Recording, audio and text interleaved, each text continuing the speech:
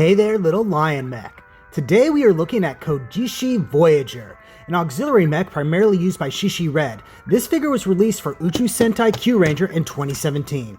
And right off the bat, this is a neat looking toy. It's about the same size as the limb-based Voyagers we looked at, and has about the same amount of paint detail on it. The closest we get to anything resembling articulation though is the way his mane can open up to show his blue painted eyes. This is mainly for later though, and the tail cannon thing can move up and down a bit, but I'm not even sure that's on purpose. On its back we have the golden Kojishi Kyutama, number 77, and representing constellation Leo Minor.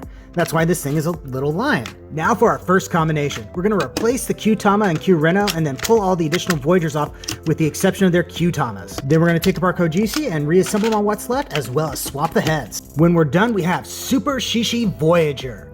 This takes the once lion themed spaceship and make it more like an actual robot lion. Sadly, there's no additional articulation, but the addition of proper legs plus a bigger maned head, and even the sort of tail goes a long way of making this look really good. The addition of the gold really pops on this too, making it feel somewhat regal. Unfortunately though, there are no additional lights and sounds here. Kojishi has no electronics of its own, and Shishi has no way of reading what's been attached to it. But there is more it can do.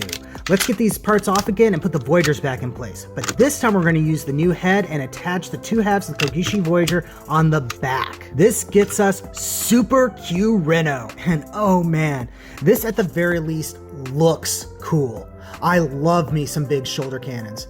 But while the new head is really cool looking, not much else changes here. And once again, due to how the electronics work on Kyureno, there are no additional lights and sounds.